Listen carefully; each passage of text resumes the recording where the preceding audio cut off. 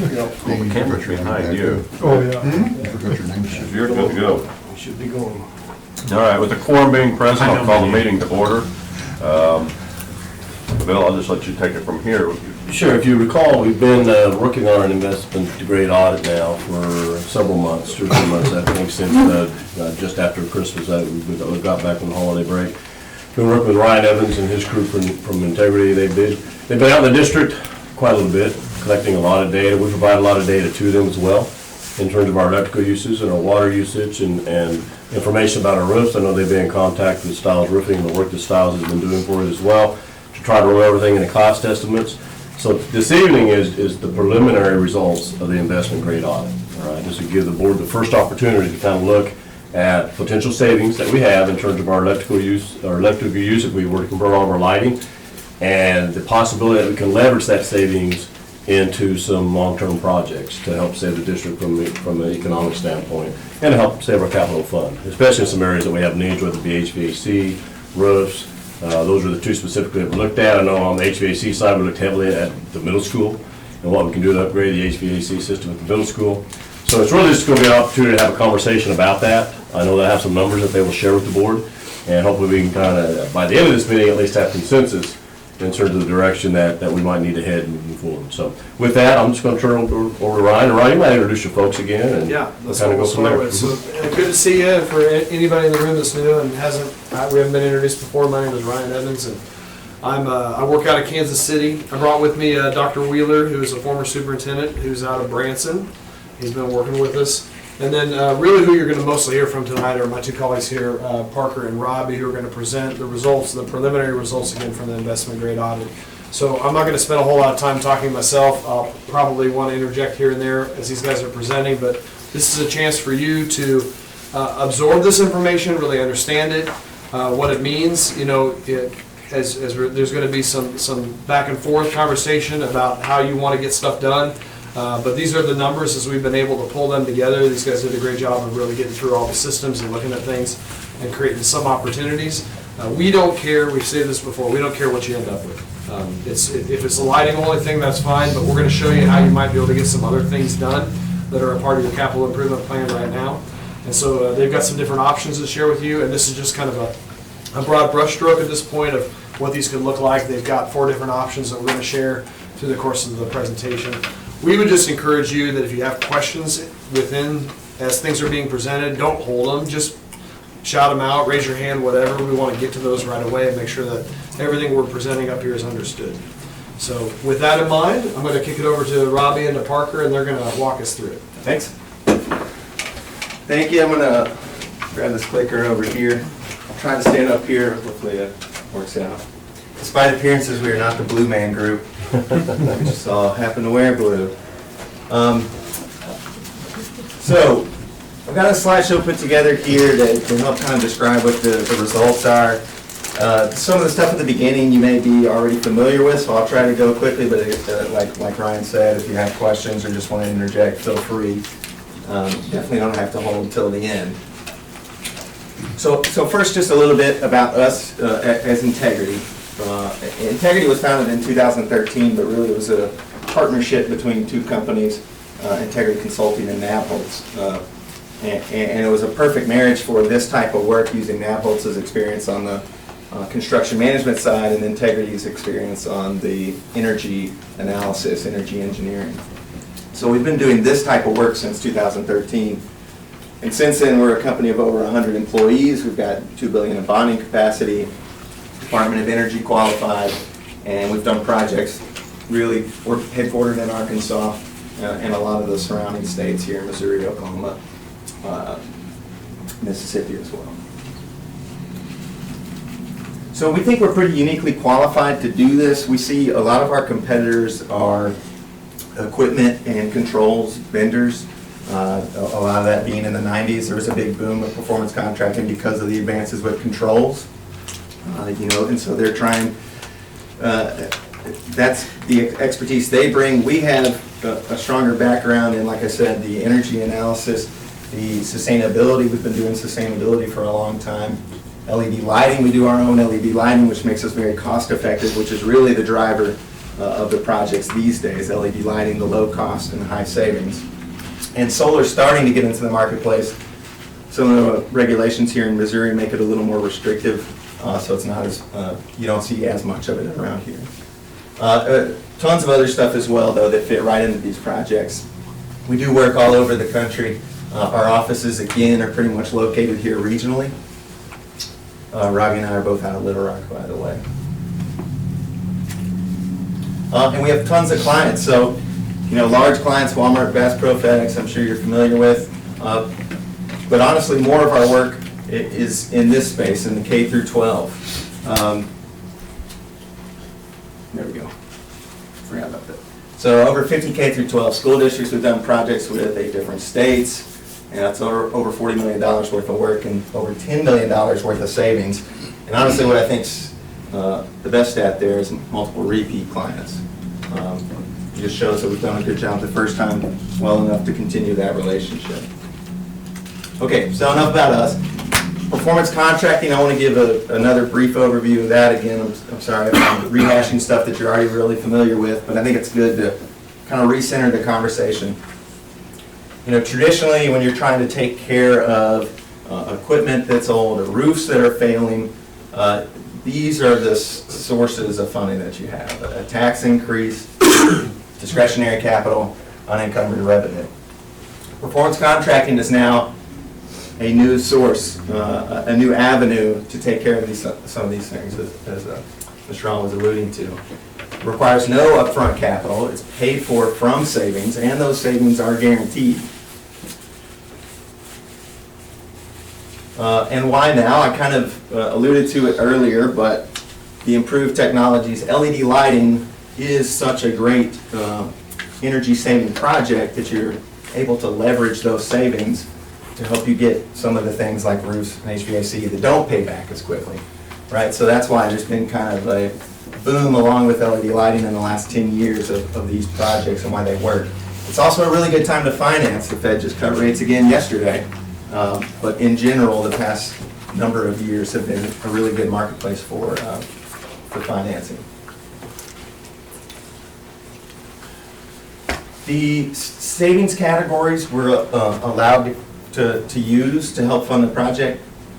Energy and water, it's pretty straightforward. It's your utility bill with the local utility, the gas, electricity, water.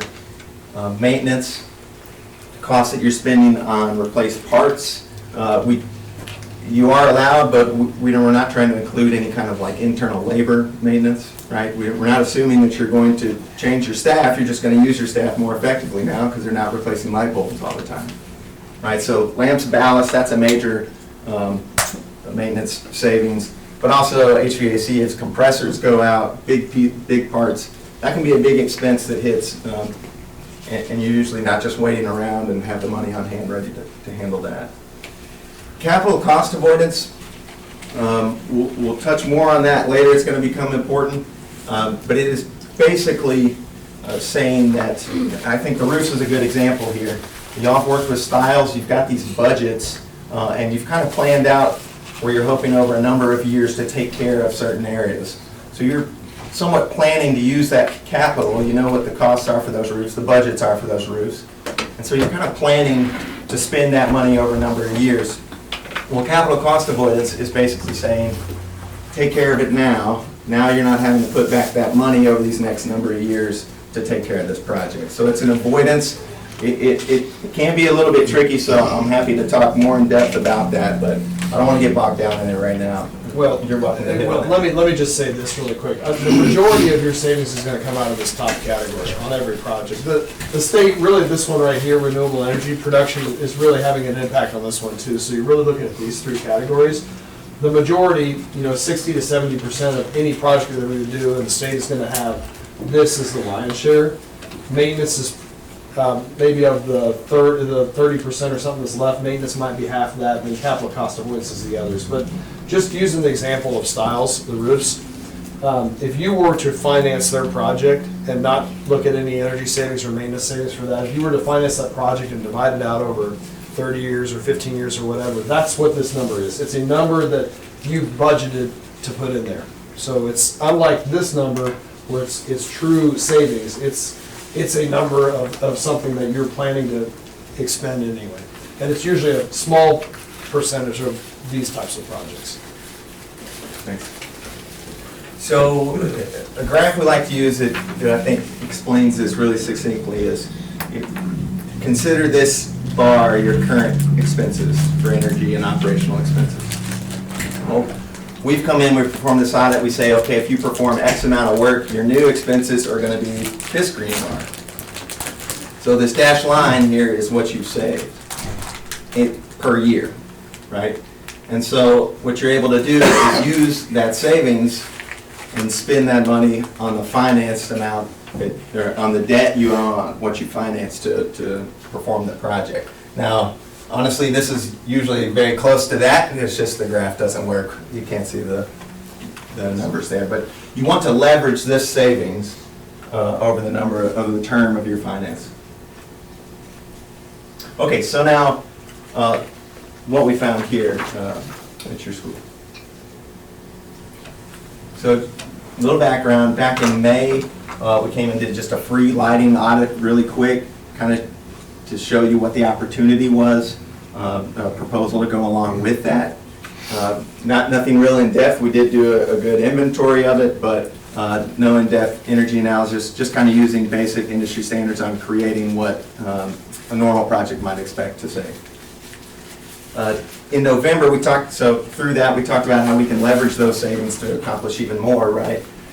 November is when public procurement happened, and then in January is when Robbie and I and the rest came and actually got this thing, got on the ground and started looking more in depth at your facilities. And so here we are now in March 2020 talking about what we found.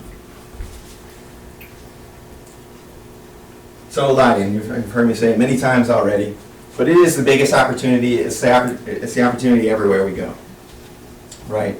And there's a couple things that you accomplish here. One, these are all pictures from your schools. You can see the variation that you get. This is, again, extremely common of what we find in all schools, offices, all types of buildings, right? You've got T12 lighting here. At least you've got a magnetic ballast. That's what's causing that yellow striation there. You know, you've got fluorescent bulbs here, 3 of them. One of them's gone out, another one looks like it's fading a little bit. You get inconsistent lighting in the space. And then the left is just kind of an exterior photo, shows the yellow kind of tinge, pretty common that you see in exterior lighting. So that technology has changed rapidly. And not only, the technology's kind of been there, but the production level has gotten to the point where the costs have dropped dramatically. And so now, converting to LED lights, you drop costs to the tune of about $30,000 a year for your school. And that's about 2,700 total lights, interior, exterior, everything that you own, we would be touching. Most of that now is a retrofit, so we wouldn't change the fixture here. We would just take the lamps out and put the new lamps in. That's the most cost-effective way to do it. You know, of course, if there are specific areas or things you want to look at for new fixtures, we can do that. It just changes the payback a little bit of the project, right? Exterior fixtures more commonly get replaced just because they're not as simple to retrofit. But we've kind of built this on best practice and all the experience that we've got. So that's the big driver of this project. This $30,000 is paying for the lighting project in about 5 years, right? And so under this program, you've got 15 years that you can finance a project. So we're using another 10 years of that $30,000 in savings to help leverage getting some of this other work done. So another opportunity, again, you're well aware of, roofs. Right, these are your roofs. Not uncommon at all. We know it's something you have to take care of. It's usually a big expense you have to take on all at one time. So we want to be able to do that through this project. Now we are, you'll see when we get to some of the scenarios, but we're looking at the upper elementary specifically. That was the first one on your list. And just FYI for the board, that's a change from our roof maintenance plan, because if you recall, originally the lower elementary was scheduled to be first, but when Stiles was able to get up there and they did thermal imaging, there's a lot more moisture on the upper L than what they had originally planned. So he said he no longer could just do a retrofit, he's gonna have to replace the whole thing, do a tear off, do the whole thing. And then we found out that the parapet wall on the far left side of the upper L was breaking away from the roof, and so they came in to temporarily fix it, and it is on schedule to be replaced this FY 2021, which would be sometime after July. So the plan is to have that done as a spring summer project. And that has to be done first, and then the upper L is going to be moved 2 years down the road. Because if you remember that roof assessment plan, we had 2-year hiatus where we're buying buses. And that's also at the time that our long-term lease is going to get paid off. Our last payment's 2023. So it kind of rolls in together. And so that's kind of why we're focusing right now on the upper elementary roof is the one that needs replaced. I think for the purpose of this evening's conversation, they're going to use cost estimates on the upper elementary Yeah. to determine how much they can leverage. Originally, we were looking at the lower elementary Right. roof, excuse me, but in conversations with your people that you're already working with, in particular Right. Styles for this scope of work, they said, no, we really need to focus on that. So that's the beauty of working with the folks you're already working with, was that we were able to change the priority of the project based on what they were able to see. Yeah. Wait, Oh, sorry. Kim, no, not really a question, more of like a comment. I thought Styles did, thermal imaging back in the very beginning of all of the roofs. They did about right before I came. It would have been spring of 17 they did it, because I walked in and here's the report. Okay. So I looked at it, he went through it, but he said it'd been 2 years, so he went and shot it again just to make sure it was still accurate. In that amount of time, it had retained a lot more moisture. Okay, And so he went from doing just a tear off to a complete replacement. Or he went from doing a recoat to a complete replacement. He said we cannot recoat it because there's too much moisture under there. Right. So we got to tear it off completely. That became more of a priority than the lower elementary Right. did. so with that said, every time we do a big roof project, are we gonna have to call Styles back and have them thermalize that? No, I don't think so. I think right now, the data that we have is pretty good, because we're on the 3rd year of a 8-year roof assessment plan. Right. So he just redid it again last year, so he feels very comfortable where he's at right now. The rest of them pretty cut and dried. It's gonna be the lower L, then the upper L. By the time we get the Right. bond, the lease purchase paid off, it's gonna be the high school, and that's the big one. And so we rolled that into the year when we no longer have that $265,000 lease payment. Right, okay, And so we kind of know moving forward what has to happen. The first 2 years have been all maintenance. They've been recoats. right, So we're pretty well caught up where we need to be. Now we're hitting the heavy ones in terms of having to tear Right. off and replace everything, so. okay. So the next one's HVAC. Now, we did a full inventory of the entire school district, every single piece of equipment, make, model, looked up the efficiency, the age of it. Yeah, Mike helped us a lot with the planning of that too. Absolutely, big help. Where we have landed, primarily because of the amount of savings that we're able to leverage here, is focusing on the high school, middle school boiler and split systems that are past useful life. The original hope was that the 2-pipe system that's at the high school could be addressed, but honestly, it's just too expensive of a project, very intrusive, getting to each one of those fan coils, and wasn't going to fit in this type of project. So we looked at it from the standpoint of, okay, let's improve what's there, the type of systems that are there. One of the big ones is the boiler. Let's point her back up. The boiler, it's about 82% efficient. We would go to something 95+% efficient, a condensing boiler. Then all of these are also within the scope that we're looking at, so a furnace. Now, a lot of your furnaces are a little bit high efficiency, but we recommend if you're gonna replace the outdoor unit, you need to replace the indoor unit too, and not kind of piecemeal it. And they're old enough to where it makes sense as well. So there's not as much energy savings on the furnace, but it goes along with the full package. The exterior units like these are definitely past useful life and inefficient. So there we're seeing some energy savings through this project. So this project has a lot more energy savings. The roof should have some energy savings, but it's very hard to quantify, and you don't really want to bet on any of that, right? But The HVAC has quite a bit of energy savings. It's just also more expensive to deal with this equipment. So the solution is replacing that, like I said, this equipment that's past its useful life, maybe 20 plus years old. It's about 60 total tons of cooling worth of equipment, maybe eight systems, I think, and then the boilers as well. And the last piece is sustainability education. Now, cost-wise overall, this is a very small piece, but it's something we always like to promote, and we think it's a great fit for education projects. What we've got here is a handful of different things. One would be so people from our office coming and helping to administrate some sustainability programs through the schools. There's the opportunity for teachers to get involved and to be trained in a certain sustainability teaching certification. We would provide that for up to 10 teachers. We would also provide these things you're seeing over here, this solar suitcase, which is kind of a hands-on experience for the students to come see how solar technology works. Actually, set it out, have it light up a light bulb, all sorts of things.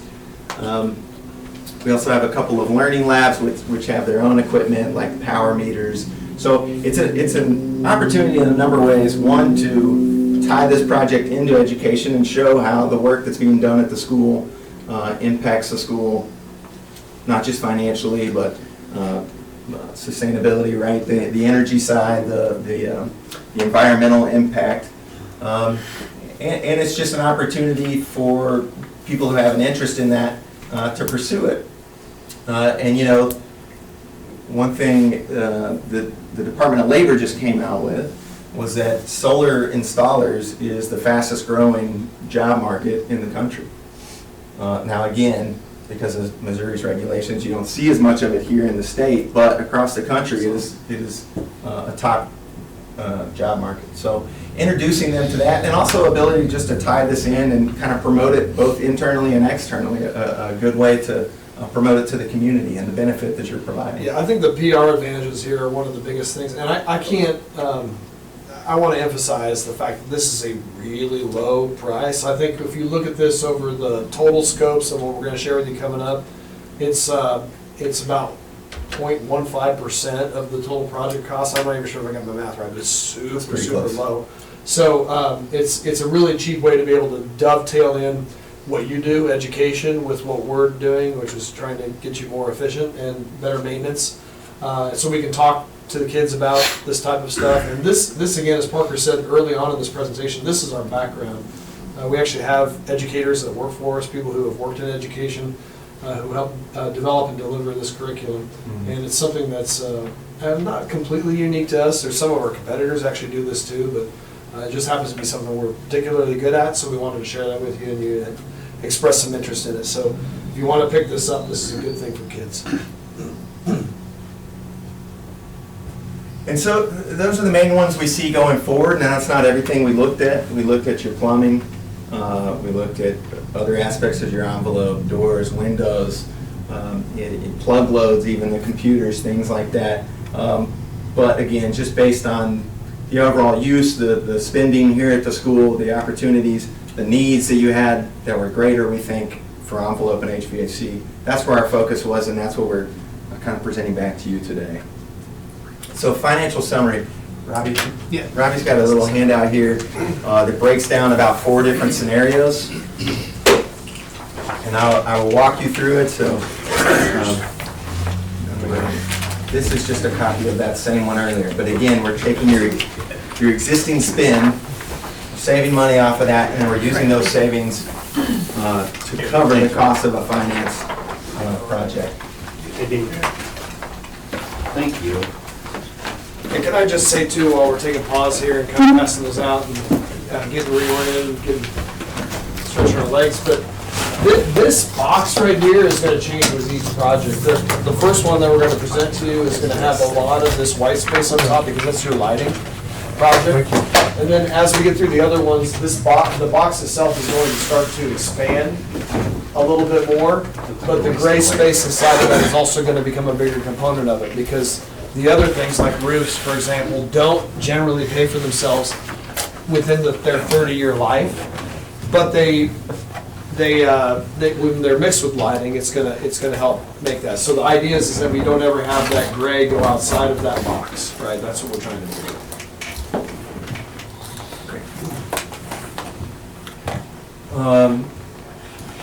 So, again, just to reference, the gas and the electric savings that we're showing are guaranteed on an annual basis. And if those savings don't materialize, we refund the shortfall. And also the price, the price that we're showing is a guaranteed maximum. So the price can come down, but it will not go up, at least not for you. And this is all per Missouri statute 8.231. That's what allows us to do this in Missouri. So the 4 scenarios you've got, it's front and back on these, and I will do each one. I'm going to skim over them real quick just to give you an overview, and then we can go in more detail on each one. But it's kind of building from smallest scope to largest scope. The first being just LED lighting and sustainability education. Those 2 are going to carry through on all of these. In 2, we're adding that upper elementary roof replacement. In 3, we're doing the HVAC instead of the roof replacement. And then in 4, we're doing all of those scopes. And then also, on these summaries, of course, the total project amount varies, but we're looking at a 15-year financing period. That's the maximum allowed by that Missouri statute. We're looking at 3% interest rate. I honestly think that's pretty conservative. The market right now is pretty favorable. I wouldn't be surprised if you could get 2.5 or better, but it's best to look at it this way and think of it as the cash flow should only get better. $0, again, capital up front, and we're also using 3% utility and goods escalation rate. So each year, the cost of your energy is going to increase, just like inflation, right? And honestly, if you have issues with any of these numbers, we can revisit them for sure. If you think any of them are not realistic, we've done inflation rates at 2%, we've done them at 4%. So 3% is kind of our standard. And we think it gets the job done. Have we looked at any history here? In To the see what state, it has been for the last year for us? I haven't been able to look specifically at your utility company. The state of Missouri, I can tell you, over the past 15, 20 years is close to that 3%. In Arkansas, it was 2.6. I think here is like 3.1 or so is what we've seen. But again, that's a statewide view, and that's the best data that I have. Are we able to get to that? I'm sure the utility company could probably provide all of us some historical data. But we looked at, for this project, we looked at, I think, the past 3 years worth of data.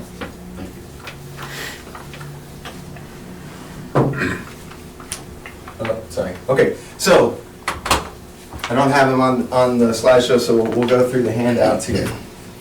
Again, the first scenario is LED and sustainability. And honestly, I'll tell you, if this is the scope you think is the one you want to go forward with, we really do not recommend doing it through performance contracting.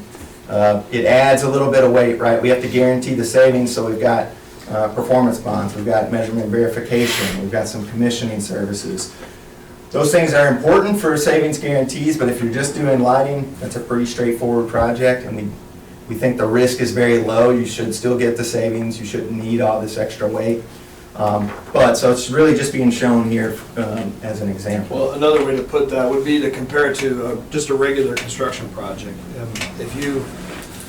If you have a very limited scope and you don't have to bring in all the extra soft costs in your general conditions, those soft costs are what you basically, if you were to take the building when you're done and you turn it upside down and you shake it and everything falls out of it, what you're left with afterwards is hard costs. All the soft costs have fallen out of it. The soft costs of these projects don't scale particularly well because we have generally the same soft costs for a small project as we would for a large project. So the larger the project gets, the more cost effective it's going to be from a soft cost standpoint, which is why he's saying our recommendation is to procure this through other means. If you're just going to do this. Now these other things, we're starting to move into other territory, but in ESPC looks better for scenarios 2 through 4. Yeah. And so essentially on that, just a couple of points. To the point, if it is scenario 1, then the recommendation would be, let's just go out and hire somebody to do it. And then we'll probably lease finance it and we'll just pay it off, you know, and we won't worry about it. We may not go through integrity, we may hire integrity to do the work, but we're not gonna do energy performance contracting. We're just gonna go out and get it done, right, and get the initial savings, and that way we can put the savings back into our budget. That's correct. All right, so that's kind of what we're talking about. On scenario one, under total financed amount, I think it should be 385, Yes. 774, right? Sorry about that Okay. typo, we're missing a zero at the end there. It was there yesterday. Yeah, actually, it's a 774. Oh, four? But Okay, What the okay. heck's $4, you know? so. Yeah. Okay, It's our $4. so I need you to explain this entire chart to me. Absolutely, absolutely. Like line by I got you, line. I got you. I Let's do don't, it. like, I understand what the word measured savings means, Right.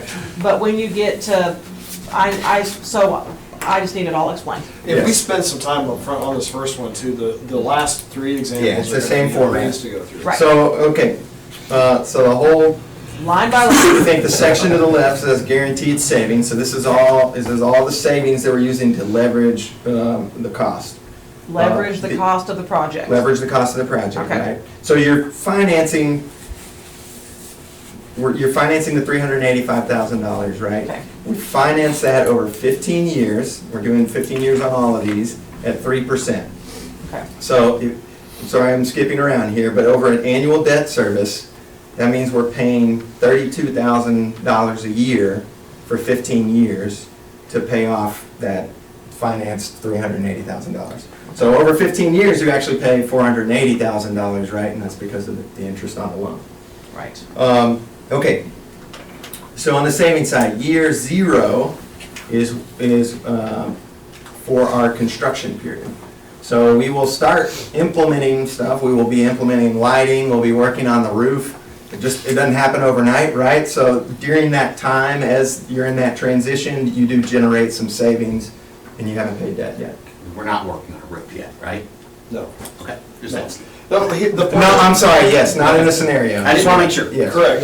What this is like when you refinance your home and you skip a couple months payment, that's kind of what's going on here. The work is done and in place, it's saving you money, which is what it's showing.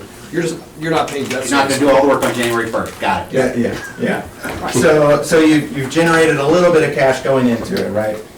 Measured savings lines up perfectly with that annual energy savings. So that is your gas and your electric and your water. In this case, being lighting, it's really just electric. So $31,000 a year. That's escalating every year at 3%, the inflation rate that we put on it. So year two, that's up to almost $32,000, so on and so on.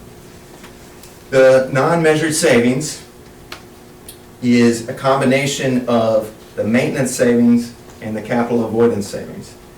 And they're called non-measured savings because we would not, under performance contract, we are not performing measurement and verification on those savings. Basically, by entering into the contract, we're all going to agree that, yes, these savings are real, and we have those, right? So we're gonna say, we're not gonna track your maintenance expenses, basically, and we're not, if there's any capital avoidance, we're not gonna track your budget.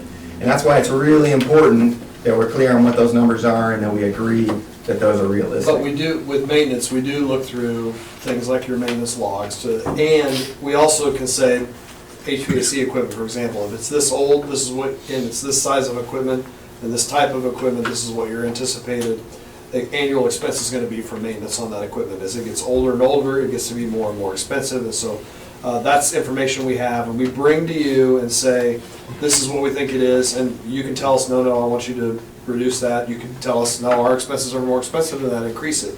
But we're going to agree what those savings are. Okay, so let me stop you guys there, because you're talking about air conditioners, which we're not doing on this chart, right? Well, in that Okay, scenario, so the only thing we're replacing here is light bulbs. That's right. Right? And ballast, right. Well, there's no ballast, right? well, that has a ballast. There won't be ballast There anymore. won't be any ballast Anymore. after you're done, after Yeah, that's year right. one. You don't have to Okay, replace it anymore. so, how long was the bulbs guaranteed? 15 years? 7 years, but they'll Okay, last so- more than 15. They're Okay, rated at 50,000. well then why isn't there a change in the non-measured savings at 7 years? Because they are rated for the full life, for the 15 years, but the warranty does only cover 7 years. So I'm gonna start replacing some bulbs at 7 years. It's possible. The way, in our experience in LED lighting, most of the failures occur right when you install them. It's, what's the term? Infant mortality. Infant mortality. So usually within the first month or so, you'll have bulbs go out, we replace them. Right. What is the percent of bulbs that you would expect to go out based on past history? I It's know like- what it is, but they need to know it too. It's like 0.2%. Yeah, Yeah. it's really, really low, It- and At 15 years? no, infant mortality happens Within- within the first couple of months. Yeah. Well, yeah. And they're I'm really- just trying to understand why there's no change in non-measured savings at the 15th year. Well, Because that doesn't sound like what you're, it's not what the warranty covers, you're correct, but we believe in the product and that the product is going to last you 15 years. but not enough to warranty it. Sure, I mean, sure, do you want, I mean, it's like, you have a 15-year warranty, I'm sure we could do that, it's just, it's extra risk and then it costs. I just want to make sure that I understand how the numbers are being yeah, presented. That's all. absolutely, yeah. That's yeah. all. And we I'm not asking for a 15-year warranty. Just so everybody knows too, the standard product, lighting products out there in the market right now have a 5-year warranty. Ours is industry leading at 7 years. We haven't extended out to 15 years yet, but it's under consideration. And again, that's all just, it's just shifting risk around, right? So I just want to understand how the Yeah, charge well, goes. and that is how it's put together right now. If you're too uncomfortable with that and you want to see it go the other way after you hit 7 years, we can do that and show you what the cash flow looks like. So, were you saying that you're gonna have more bulbs go out in the first 2 months than you would year 14? yes, that would be, do we know that for a fact? No. But that would be a correct assessment, that if they're gonna go out, they're gonna go out early. They're rated for 50,000 hours. And what 50,000 hours means is that they slightly dim over time. And they dim to a point where you're getting about the same amount of light that you're getting right now, and then it's time to replace them.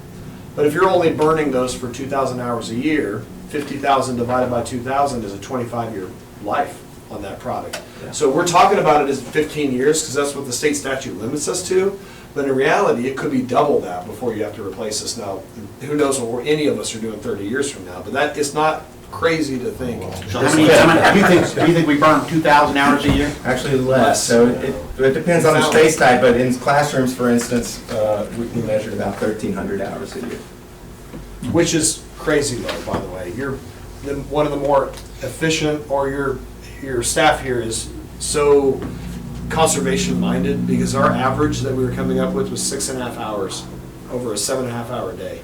And that's based on the devices that you placed in the As classroom? they're walking out of the room, they're shutting the light off. It's devices we put out, it's info we've gotten from other projects, K through 12, that are similar, weighing that, obviously your school calendar, what your schedule is for Okay. people We in the building. use data loggers is what they're called. Yeah, And- I knew you'd put those So in, they're, yeah. for everybody, they're a piece of technology, but they're not a very sophisticated piece of technology. The way that they work is that they're sensing current on whatever time interval we put in there, generally 15 minutes. Every 15 minutes, it's gonna go and it's gonna look, and if it sees current, it's gonna record a 1.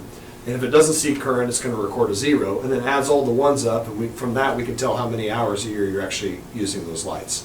And so we deploy those into a couple of different classroom spaces in the school, into hallways, into gymnasiums. We put them all throughout your school and brought that data back, and we were shocked to see that your classroom number was as low as it was. It's a little bit lower than we'd expect to see. You're definitely more conservation minded than the typical school. Even schools that have policies about shutting off lights don't perform as well as yours did. Yeah. And keep in mind, I mean, that's kind of important, that's an important point, because that also impacted It lost our guaranteed savings as well. Because it did not come in as high as the initial audit that they did last spring, which was kind of a walkthrough, but they didn't have the data. All right, so they just based it on what the industry standard would have been. But with the data loggers, then they had real numbers, and so the amount of usage was considerably less than what we had originally thought it might be.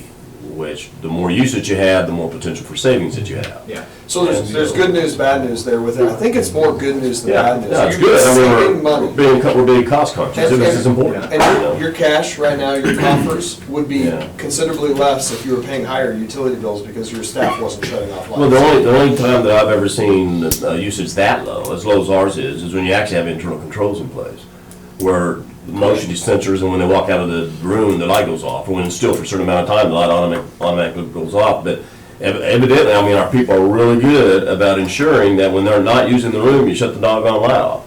you know, and so I think that helps a lot in terms of the amount of energy that we're using. Yeah, and I'm sure your night staff, your janitor crew is helping as well, whereas, you know, some schools, you may not get that. Last thing, I wanted to circle back on the kind of the maintenance of the lights. We would also leave you with a small attic stock. So you would have kind of your own, you know, inventory to select from for just the one-offs. Okay, so that's not measured savings. The annual savings is just the total between those two, right? So the 31 plus the 6 gets you to the 37,000 in year one. Annual debt service, like I said, is that 385,000 financed at 3%. And then cash flow is the difference between those two. So we're saying you're saving 37,000 in year one, you're spending 32,000, so you're still $5,000 cash flow positive in that first year. And then the very last column is just adding year after year to that. So since you had about 6,000 in the construction period, the year 0 that we're calling it, you're now at 11. So does that make sense to everyone? Don't be afraid to speak up. I'm happy to go over any of those. All right, I'm sorry, go ahead. You go first. I gotta go back to the non-measured. And that's where I'm headed. Back in non-measured savings, how did we arrive at that number? Yep. And what's an example of a non-measured savings? So, Like not putting a light bulb in. so you have Not to. putting a light bulb in? Mike spending time not putting a light bulb in. Well, not the time. We're trying not to capture any time, and we don't have that here. But it's the bulb. It's the actual. You're not buying a new bulb. Okay, so to we're replace talking it. bulbs. Bulbs and ballasts. Bulbs and ballasts. So ballast is kind of integral to the fixture. So actually, you know, if a light goes out or if the fixture's dark, it could either be the bulb or it could actually be the ballast. That's with current technology. LED is just the bulb. The ballast is integral to the bulb. So it's just one. You're fill saying that point. we don't have any labor included in the non-measured savings? No, we don't. For include labor. just for lighting or for anything? Now, we would include labor if it's external. So if Yeah. you're paying Maintenance some contract. service company to come do work for you and they're charging you labor, that is included. Here, that, with it just being lighting, that's not the case. So much just, are light bulbs? This is just, he's punted in numbers. Okay, there we go. That's a lot of So I know. There's 1,000 light bulbs, we Real only quick, get just- 2,000 fixtures. I'll Just tell you tell, right now, our numbers are wrong. We're just hoping that they're reasonable. So let's, just for clarification, just make sure I'm explaining this correctly. On the major savings, that's actual savings, that's electrical savings, That's right? right. So that's the part that you will guarantee. This is your right. utility bill. And we use measurement The verification. 6420, that first year, yeah, year one, those are the dollars we save because we've changed all the lights over. Now we no longer have to go out and purchase and install any more ballasts. We don't know how many more we would have, so in all reality, that is a fictitious number. Well, What did you base that number on? Is there a certain percent? So it's. Because we don't know how many ballasts we've gone out that first year. Yeah, it's based on a couple of things.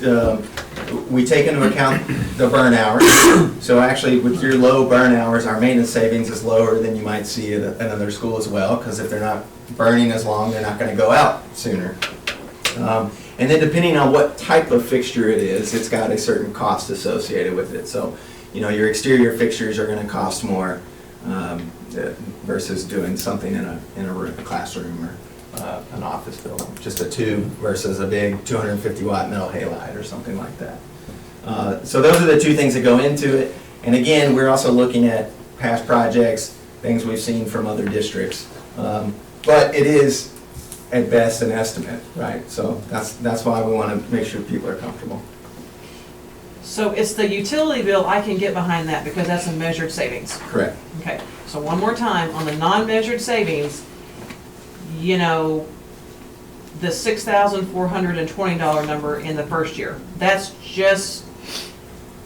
not measuring how many bulbs that we might have had to buy.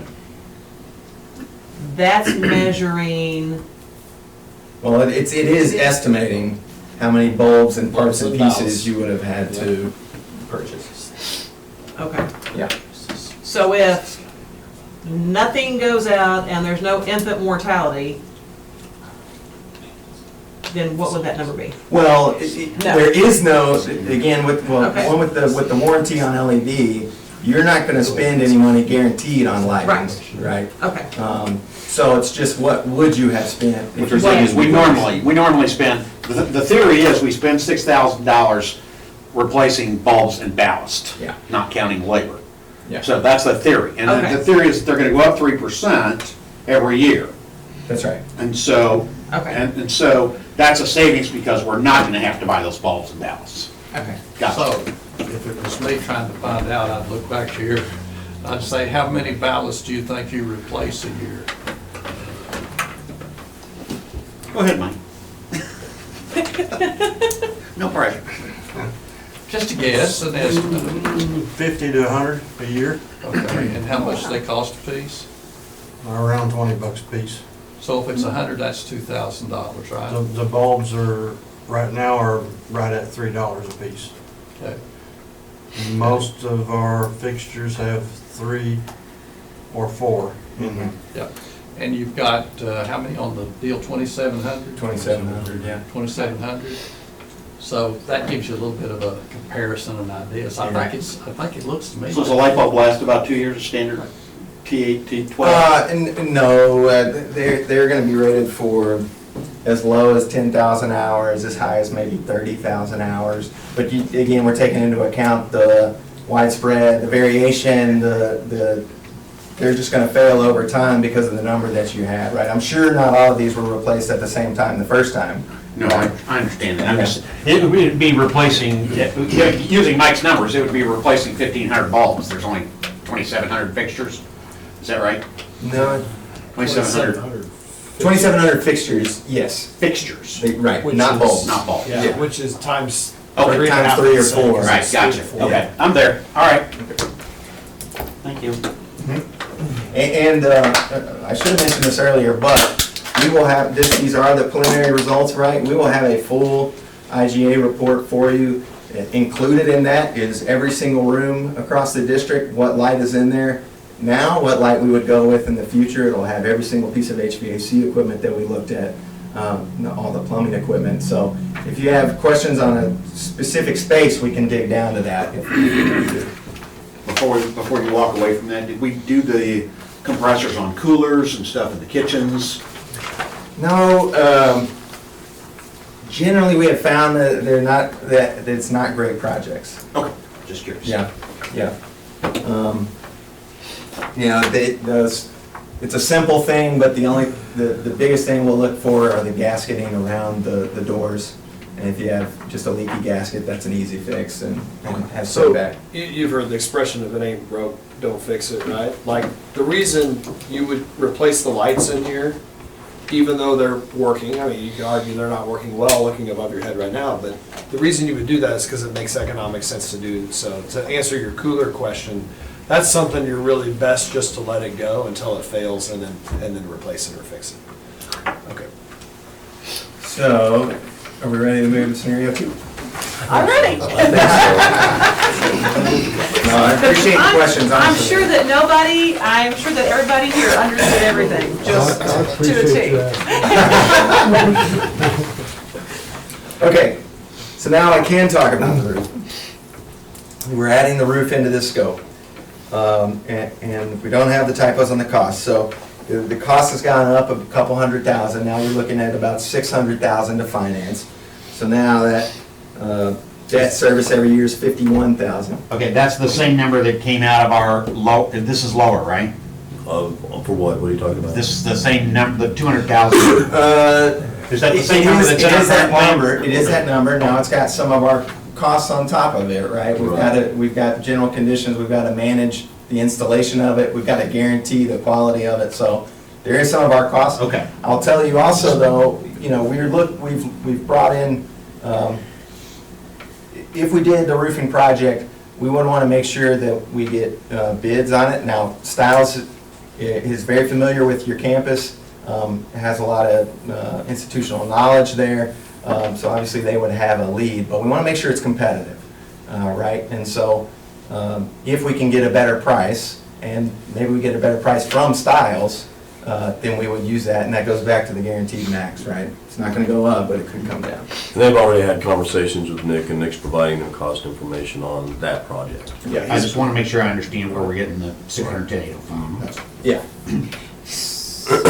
So, energy savings have not changed because, again, it's not something we're gonna guarantee. There can be, if your roof's in poor enough shape, if you got a big hole in it or something, you're definitely gonna have some energy savings. And in general, if you get better insulation, and if it's just soaked right now, there's gonna be something there. You're gonna It's get too hard to energy savings. quantify. Yeah, it's just, sorry, I keep interrupting you. Yeah. It's difficult to quantify, as Parker just said. But with Stiles doing that thermal imaging, what they're looking for is for wet spots in your insulation. And for every 1% of water that you get into that insulation, it degrades the R value by about 20%.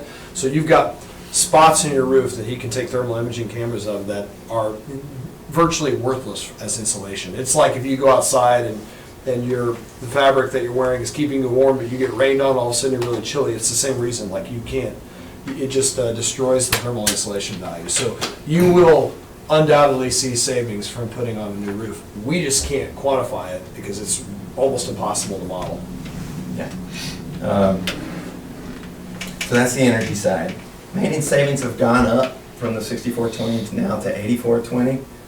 So quick math, that was just a $2,000 ad. That's, the 2,000 is associated with the roof. That again was working with Stiles and what they say the maintenance expenses would be annually if you were not to replace that roof. So that's where that 2,000 comes from in maintenance expenses. And wait, I'm sorry, and where is that number at? Like, where are you getting 2,000? Well, You I'm sorry. So in scenario one, we had 6,420 Yes. in maintenance. Yes, Now, all we've added is the roof, and we're at 8,420. So we've gone up $2,000 in maintenance savings. I think you just said this, but he gave us that number. Okay. Yeah, yeah, got it, okay. Yeah. For that particular roof. for that particular roof. And then one that we definitely need to spend some time on, annual capital avoidance, just shy of $10,000. Now, we talked about that a little bit earlier. That's basically saying, hey, you've got a plan to replace this, right? You're budgeting, you're gonna put away money so that you can pay for it all at some point. We're doing the project now, so now you don't have to put away that money in the future, right? So that's $10,000. That combines with the maintenance in the non-measured category. Okay.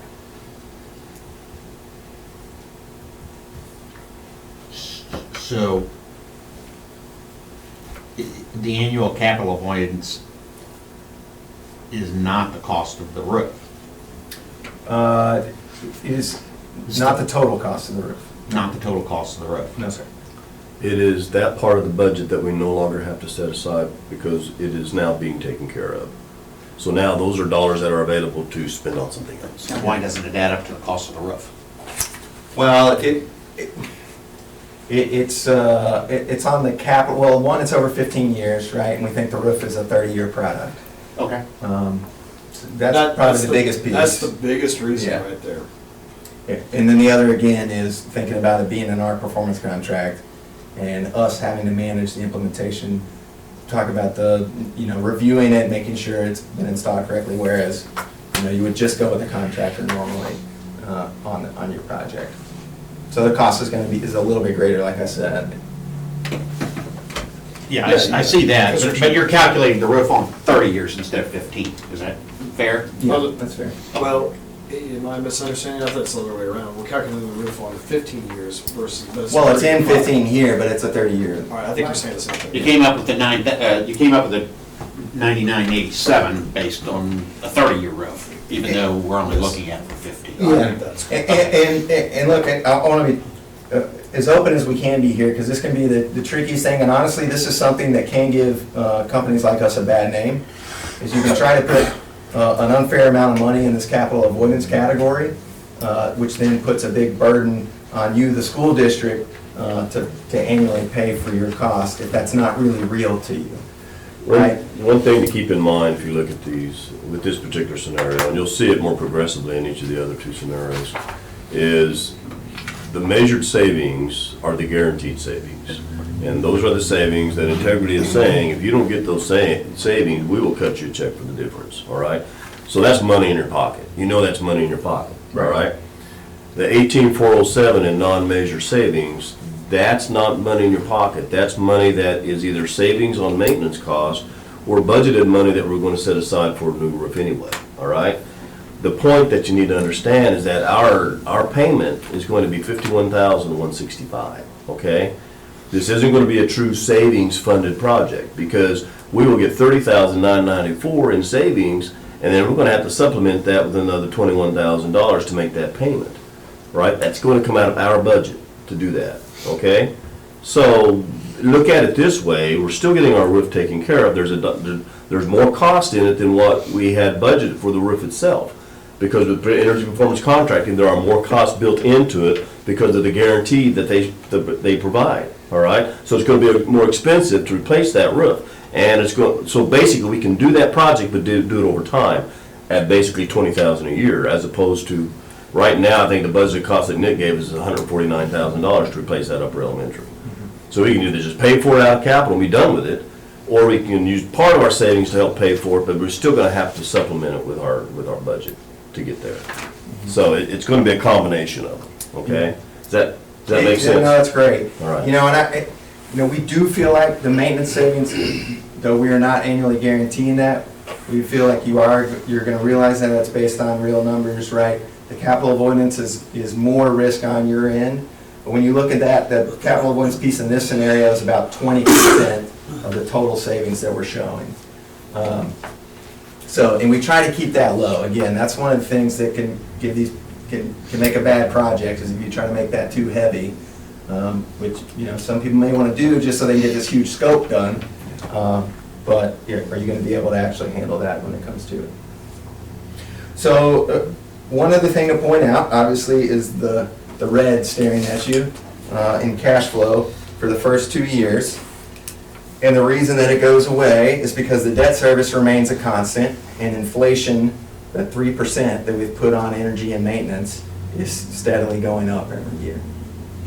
So if you think that the 3% is too aggressive, then those numbers, that cash flow would change a little bit, right? Or if you think it's too conservative, then we might be positive by the second year.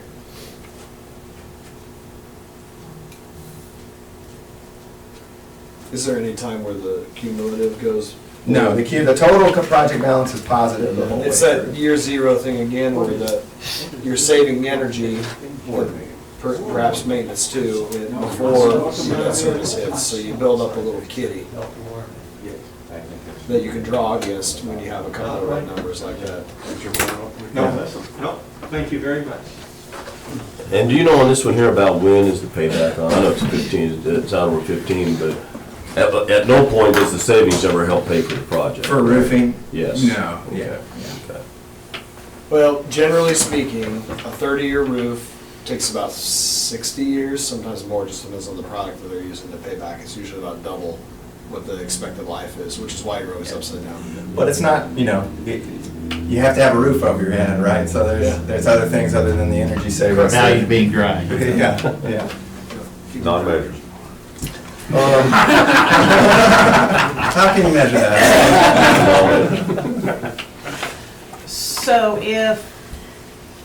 So once again, in, this scenario, you guys would run the entire project, like the entire ma'am. roofing project. Basically, Stiles is not gonna run the show. That's right. You're gonna make sure that Stiles we get a would work. good bid. That's right. And whoever works for you, you're gonna be in charge of the entire project. That's right. Like, you're the project manager. That's correct. Okay. Okay, this is the upper And- elementary. And we have to pay for that, as opposed to going That's right. straight to, Stiles, because we are taking your all's time to That's right. manage the project. Yes. Okay. And what is the number for our upper elementary in our, On the budget and the work Yeah, assessment, worksheet. I've got it right here, 149 something. It is 149, 800. 100? And that was for like the complete roof tear off. That's the roof tear off, yes. Anybody happen to have an amortization calculator? I don't have one with me.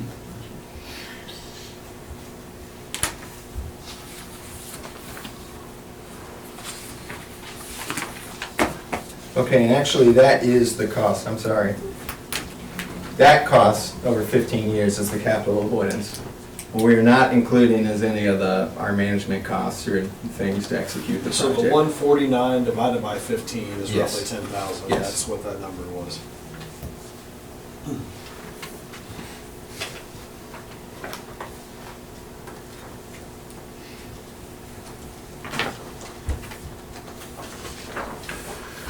Okay.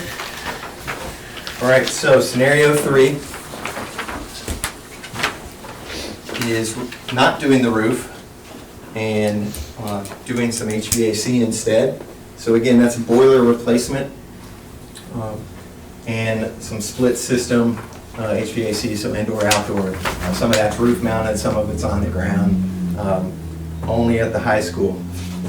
And I'll say, we were a little disappointed we couldn't fit, we couldn't leverage any more scope. We know the elementary school is also in need HVAC wise. Obviously, we were trying to look at the two-pipe system as well.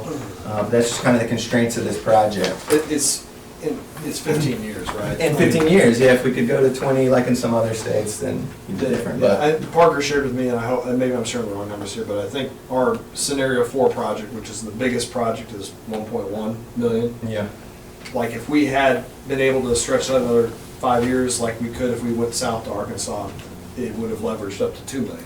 So it's a big difference having that extra 5 years to be able to do that. But it is what it is. Like the state's looking at expanding that, but they haven't yet. So 15 years is, we're constrained by that, and that's okay. That's what we're looking at. yeah.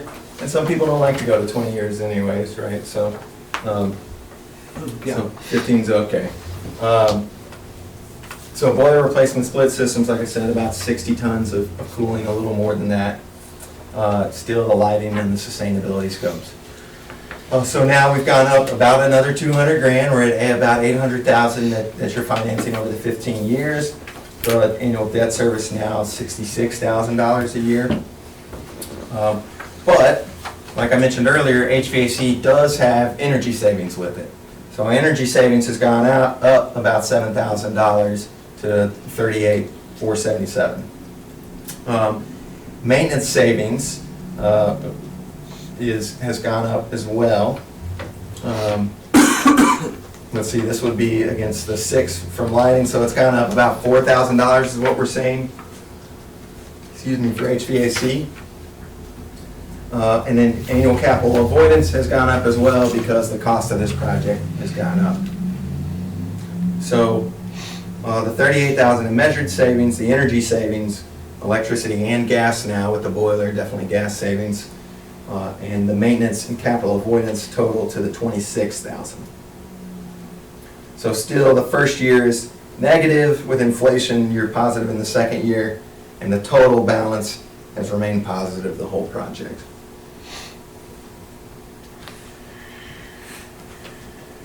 So in the middle school and high school, we'd still have the two-pipe system Yes, sir. Correct. in both of them, yeah. Yeah, which nobody really wants, right? Like the Right. ideal situation is have VRF in there. Yeah.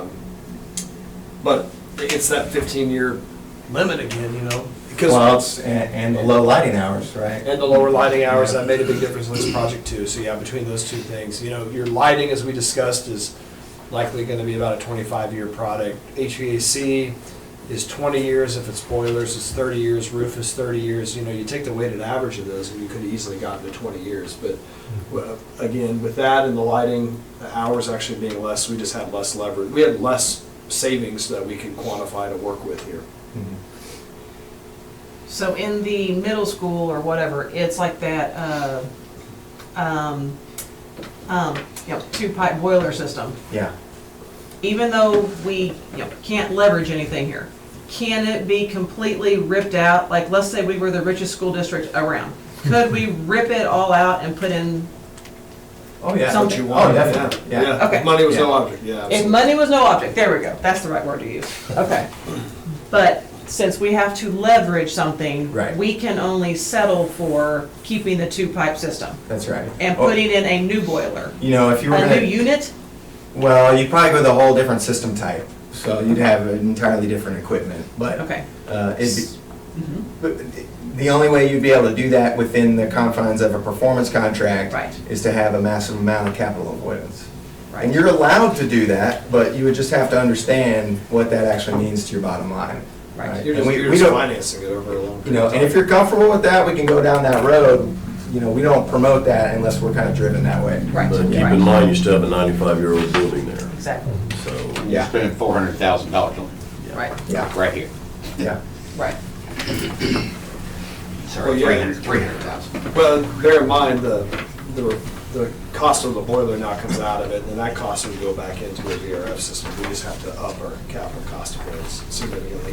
Or, as you said, if money was no object, you bring more cash to the table up front, you put in a cash contribution, which some schools have chosen to do. The thing is, if money was no object, you're not using ESPC, right? Like, you're just paying cash for this. That's the best way to do it. So this is just a mechanism to, when you don't have capital, to be able to still get it done. Okay. So then, just to recap, you're gonna put in a new, so basically, since we have to go and settle, we are gonna put in a new unit, broiler unit. We're gonna keep the 2 pipes, Yeah. and we're gonna do a split system HVAC unit. Yeah, multiples of those, but yes. Multiples. Uh-huh. Okay. Is that also the middle school, the split systems, or is that? Yeah, middle school it's- and high school? High schools, yeah. Okay. So That when, new piece, is that in that new piece? It's not the new piece, is it, right? The high school area? Well, it's not the 2-pipe system, but it is some of the splits, yeah. so one more time, whenever you all went over the entire school, looked at, all of our HVAC systems, and it was, Mike wrote everything down. How many units do we have on the roofs? How many are there? Yeah. Like, we're only fixing 1 or 2 here. How many are there total? Yeah. And how bad a shape are they all in? Like, that's what I That's a thought great this, question. that's what I thought this audit was, like, you guys were gonna tell us how bad they are. Yeah. Is- that's the included in full- the full IG. That's the full audit, Yeah, okay. and we got could it. probably pull it up, and if you have 10 minutes after this, if we just hook up to our server back at the Okay. office, but I don't have that on me. Okay, I'll tell you, as far as the condition that it's in, Right. we really tried to find a way to include the elementary school. right, Because I think it's in similar, it's not 2-pipe, so it's a totally different kind of beast as far as maintaining it and operating it, but just in age and condition, it's kind of in a similar older state. So we really wanted to find a way to get the elementary included too, we just couldn't find the savings to do Okay. it. got it. But it still needs to be done, just so you know, sooner rather than later. Okay, and so the last scenario has the roofing and the HVAC in it. You'll notice there's a lot more red on the page now. We've jumped up to about $1 million, a little over finance, so that's $85,000 a year. And now you're seeing $38,000 in the energy savings, that comes from the LED lighting and the HVAC.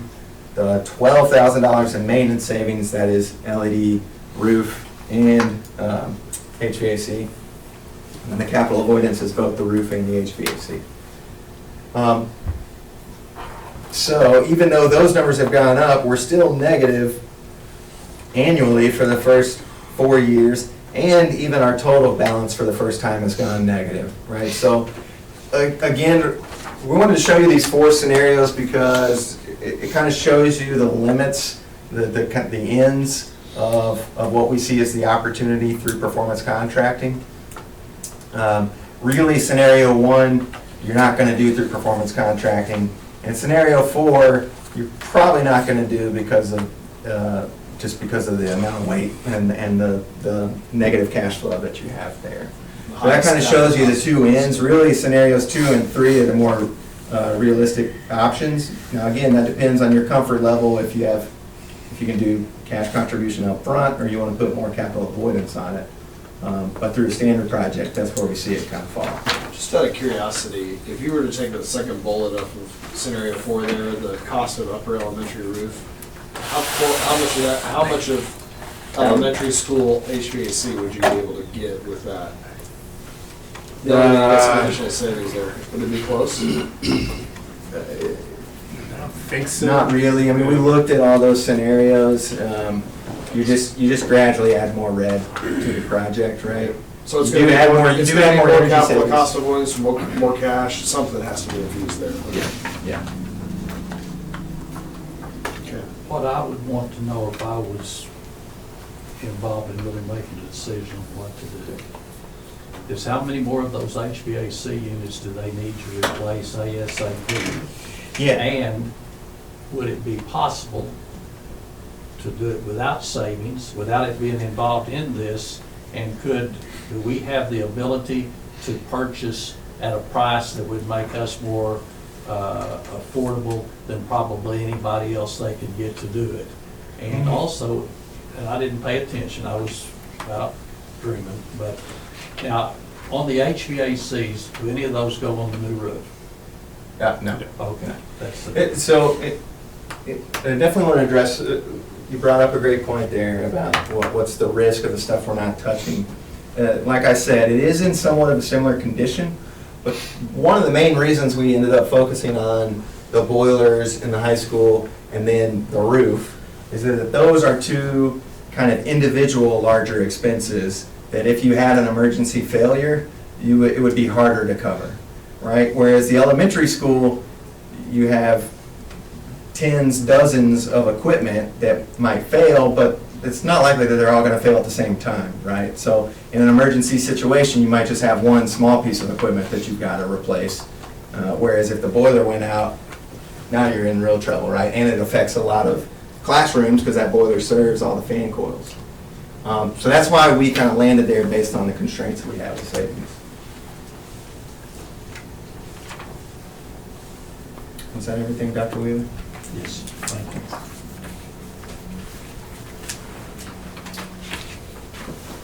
So even though this is not in any of this stuff, I mean, how did all of our, what did you call them? Plumbing, Yeah. windows, doors, plug-ins, Yeah. that will be in like the big audit book. But I mean, what did that stuff look like? Yeah, talk about water, for example. Sure, Yeah, sure we so do plumbing that. was a little disappointing too, because normally that is a good project for schools. Right, We found that the spend here was about 3 times less than what we would expect. So the payback just wasn't good enough right. to create leverage for this project. And that's fine, but was it in good condition? Was Oh, it fair? it's fair. Poor? It's fair. It just, The big thing there, I mean, I wouldn't consider it the normal reason we do those projects is not because it's, that it's such in poor state that Right. it's not usable. It's It's just that falling it's savings that can be had. okay. And it's not doing it like super low flow, it's just because codes have changed over time. Right. And now the normal code flow is lower. But going back to your spend, it just didn't Right. create an opportunity Right. for us. So, like the windows and the doors, are like they in good shape? Are they just letting air out, out the sides?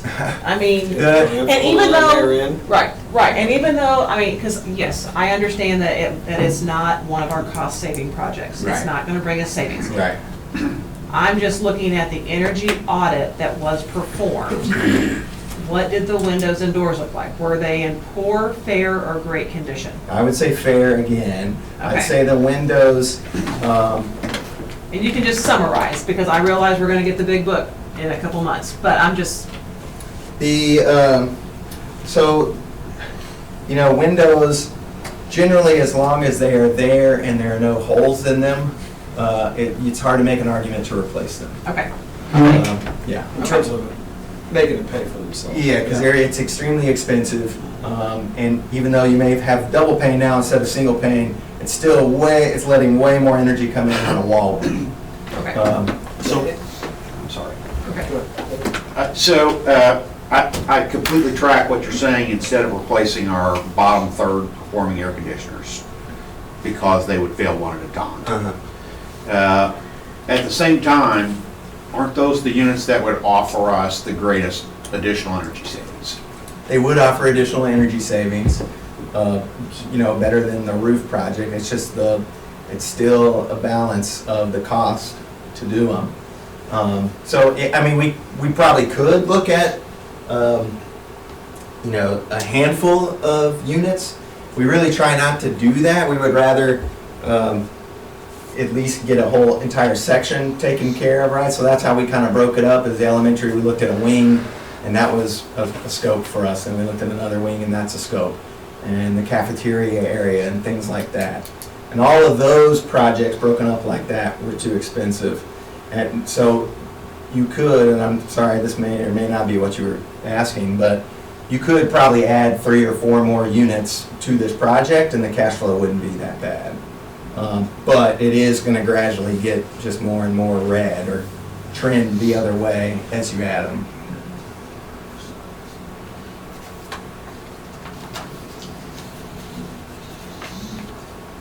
Are we allowed to ask a question as well? Go ahead, guys, yeah, if you guys have got, just 1 or 2 or 3 of you is gonna be on this board next month. But doesn't make sense to replace units up top if the roof stinks and letting it all through anyway. I mean, you're not really gaining. If you fix the roof, Yeah. wouldn't the old units pick back up in savings? Oh, I see what you're saying. So if you fix the roof and the roof is now a better blanket on the building, would they get additional savings through the HVAC? Well, that is where your savings would come from for the roof, but it just goes back to, it's too difficult for us to quantify what that would be. I mean, because you're not gonna buy, if your house is cold, you're not gonna buy a new stove when you need to put in insulation. You know. Yeah, absolutely. If you're building a new building, we always recommend you want to invest in the envelope. You want to invest in the structure first. Yep. You want to reduce the total amount of need that you have in that space. But when you're looking at an existing building, and especially in performance contracting where it's got to be savings, positive, cash flow neutral, the envelope is really expensive to take care of and the savings just aren't great enough. But yes, in general, you put a new roof on, you should see some HVAC savings. It's just really hard to say. It wouldn't work as hard. You know, that You're right. makes it last long. It should, yes, it should. But it's just hard to quantify what exactly that would be.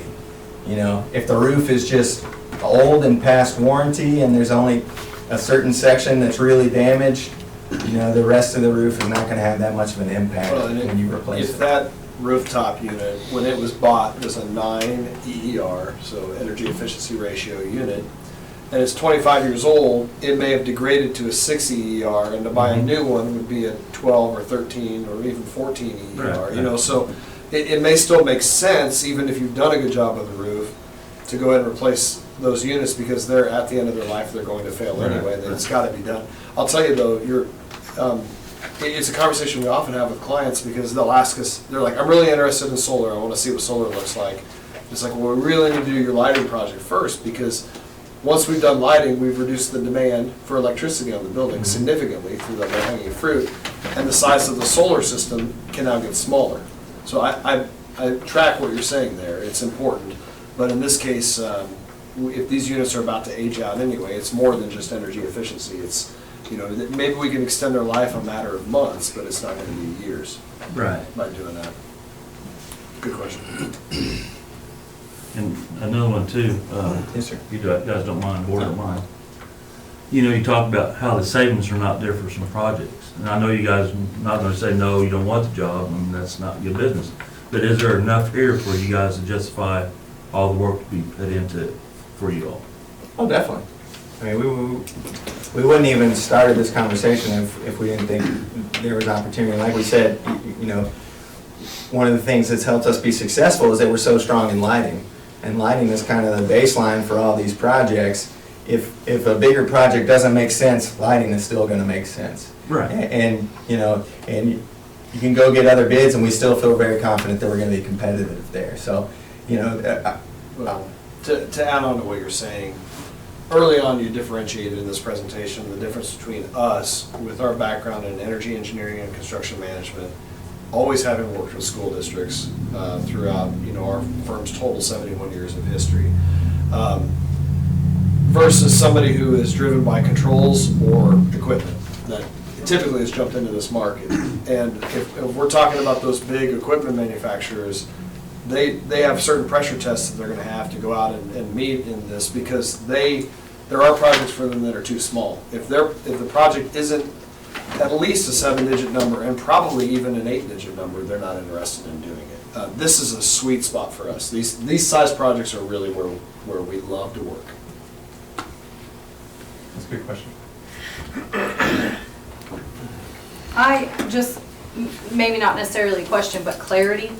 So on scenario 2 or even scenario 4 with the roof, and your Styles is doing that, and they're not, you wouldn't be doing that. Styles would be. Now, Right. is that cost, your management cost, is that already calculated? It's included in that. And how much is that? And what do you do for that calculation? Why wouldn't we just go to Styles? But you can do that. So what services Well, are so- you so- offering, and what percentage Yeah, it's The are you main thing, charging us? yeah, so it's pretty standard construction management. It's mostly general conditions, so we're gonna have a site superintendent here on site. They're gonna be reviewing the work. We're also gonna be bringing in what we call commissioning agents to run some tests and to verify that installation was done correctly as well. They'll write up reports, they'll have corrective actions if there's anything that Styles needs to follow up on, or whoever that roofer may be.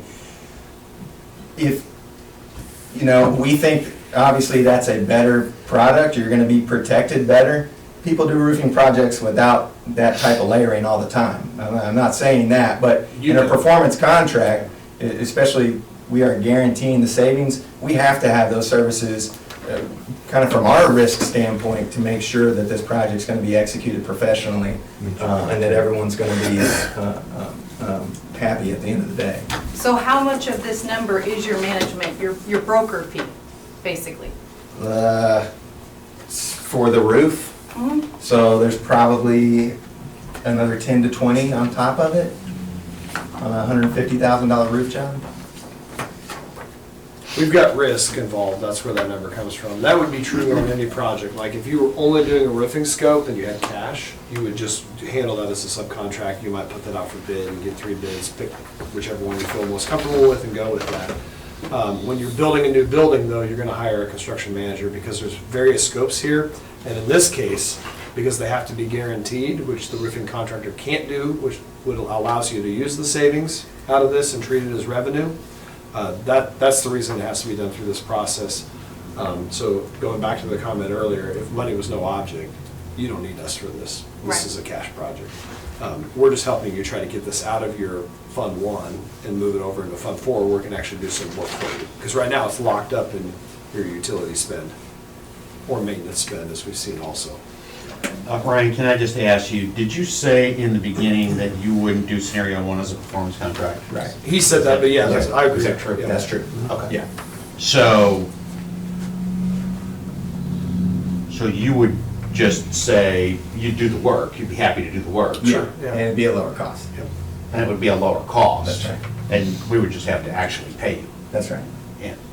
Yeah, you can still finance and. What we would do is we would go out and we'd go like to LJ Hart or whatever and get it, and we'll get it financed and then, yeah, we'd pay these guys to do it and then we just pay back LJ Hart. So yeah, we're gonna lease it still, but the advantage, just depends on what scenario you do. Would we have to even lease it if we did just scenario 1? Well, I think the cost of that one, if I remember correctly from last spring, was like $160,000 just to replace the bulbs. Just convert everything to LED. Yeah, I think it's closer to 200. Was it? Okay. Yes, sir. So that's the cost of that project. But the advantage to scenario 1 is it's savings equal. Whatever you're saving on your utility costs in scenario 1 will pay the lease. All right, it'll pay off in about 5-6 years, I think, something like that. So then at that point in time, it's pure savings, all right? If you want to do scenario 2 under the roof, then assuming it's $149,000, $200,000 for all of a sudden it's a $350,000 project because you're doing lights and you're doing the roof. But we're going to finance $610,000 over 15 years, so we're going to finance twice the cost of the project to do it, and you're going to have to dip into your budget to help pay the payment because it's only going to save you $30,994 in savings, but your payment's going to be $51,000. So you're going to have to come up another $20,000 a year, basically, for 15 years to pay that. That's the $300,000 that it's not savings neutral, all right? But it depends where we're at. We have a budget for $149,000 for next year to do that upper elementary, we've already set that aside. In a sense, we're not going to do any more roofs for 2 more years after that, right? And by that time, our other lease purchase is paid for, And so it frees up about $265,000 a year, right? So we had that kind of going for us. It really comes down to, do we need to do the roof over time? Or can we just go ahead and just pay for it like we said we're going to? And still do the bulbs, or still do the LED lighting, because you're still saving $30,000 a year on that. And eventually that will pay for itself in 5 years, 6 years. And that is budget, I mean, that is savings neutral. I mean, you are taking the savings and paying off the project. All right, so that's not coming out of your budget, all right? And for 5 or 6 years, and then after 5 or 6 years, that's just money in your pocket, you know? So when I look at it, the measured savings, if you just look at the measured savings on scenario 1, and you look at your annual debt service on scenario 1, then you are ahead $96,896. Okay? After 15 years. After 15 years. Okay, and then when you flip over and look at scenario 2, the difference between measured savings and annual debt service is $185,855. And you're saying that's the roof. But you have to add in the $100,000 that you were to the good on the other page. So it's really $282,751, and all you got out of it was a roof. That cost $149,000. Right? I mean, I just want to make sure I'm looking at that correctly. That's what I see.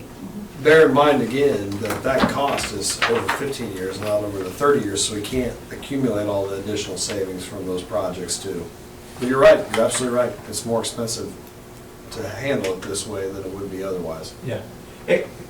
Like I said, performance contracting is just not financing option. Right. Right. Yeah, I just want to make sure I understand. I'm not. Yeah. It's a tool, and your tool, Right. and you can choose to pick it up and use it or use another one. Right.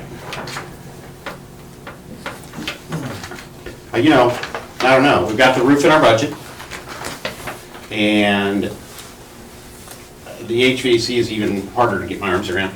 It's hard for me to spend that kind of money. I know number one's a no-brainer, but And what I would suggest to the board, and that's kind of Dean where I'm leaning at right now, because it is savings paying for it. I mean, that's a good thing. But I would also then, and I agree, it shouldn't be a performance contract. I think we can do that on our own. We may end up, we put out the bid, we may end up working with Integrity to come in and do it. That's what it is. But it's not going to be a performance contract. It's just going to be a straight contract. Right. All right? But then I would also, when it comes to the leasing options, I would also try to roll the cost of the IGA into that. You know, because we still stand the cost of the IGA when we committed to this process. And so I would roll that into financing as well, so that we can pay for the cost of the IGA out of that financing. It might increase the payback maybe a year or so, something, maybe not even that long. It's pretty minimal. Yeah. It was Right. only $28,000. Yeah, it's not a lot. And the original cost we gave you is $160. Yeah, that way we don't have to dip into our budget to pay for the IGA. Right. Just run it through the financing. just a little over $200,000 altogether. Yeah, and we'll just go ahead and take care of it that way. But then, like I said, it's cost neutral, right? You're using your savings to pay for it, and then after 5 years, then you're getting all savings.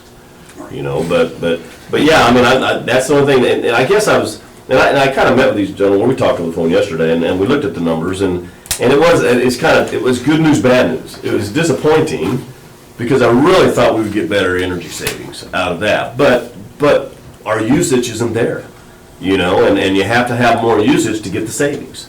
And which our folks are being cost conscious, you know, and that's a good thing. Yep. You know, and we haven't necessarily told them, shut the lights off.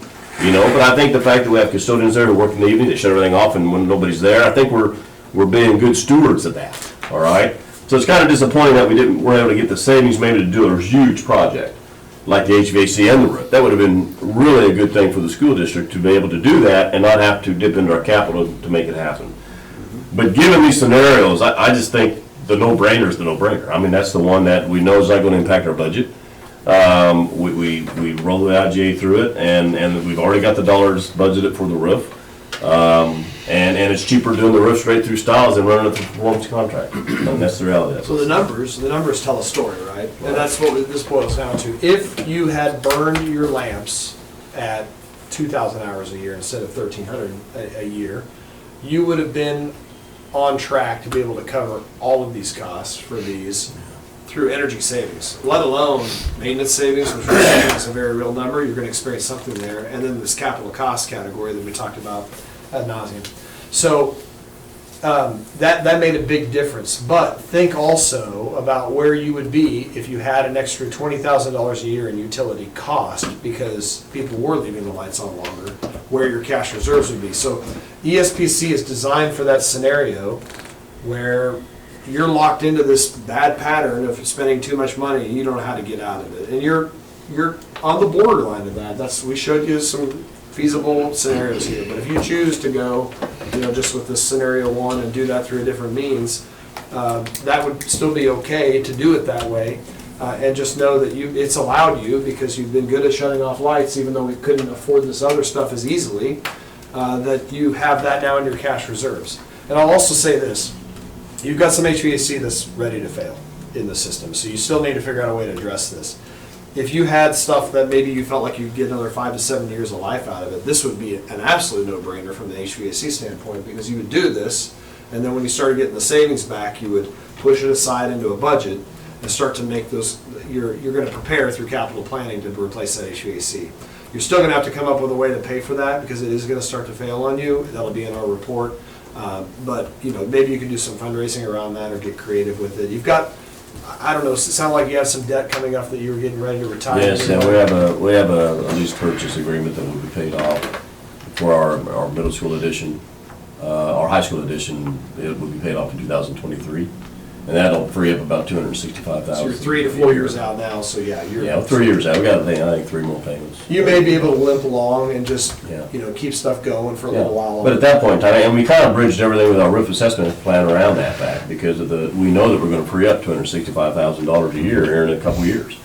And so that then will allow us to do more of the capital project stuff that we need to do, but we needed to get a roof maintenance plan in place, so we kind of had a plan. Yep. Because we didn't really have a plan, and now we do.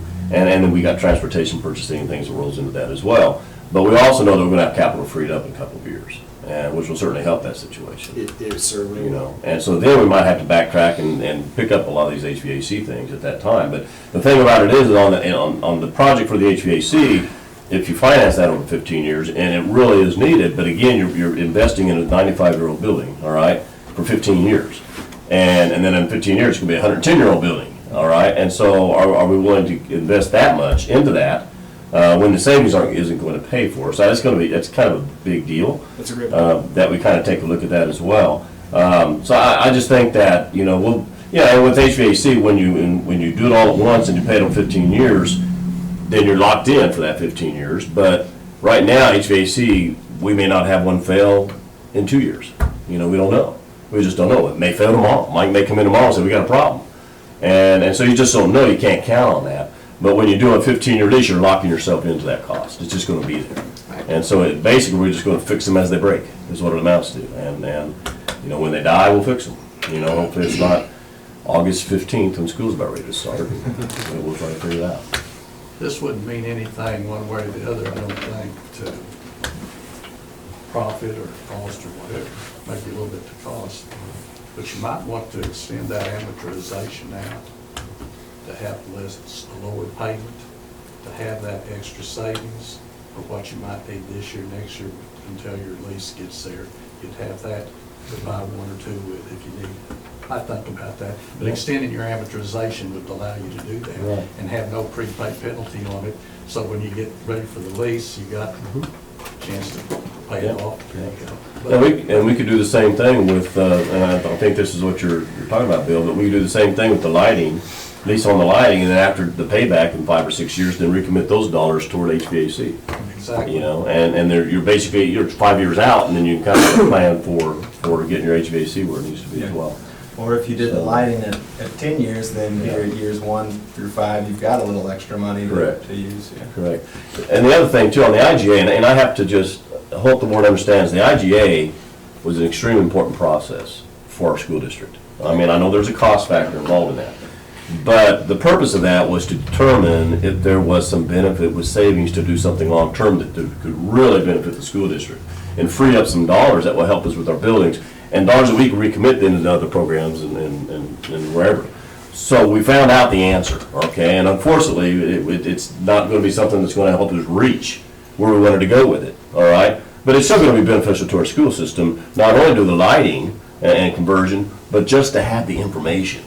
Because you asked about it, and everything will be in that investment grade audit. Right. Every single HVAC, every single unit that we have, everything that we have in our school system, as far as property and equipment, will be accounted for. Right. Now, and you will be taking this through the IGA, is that correct?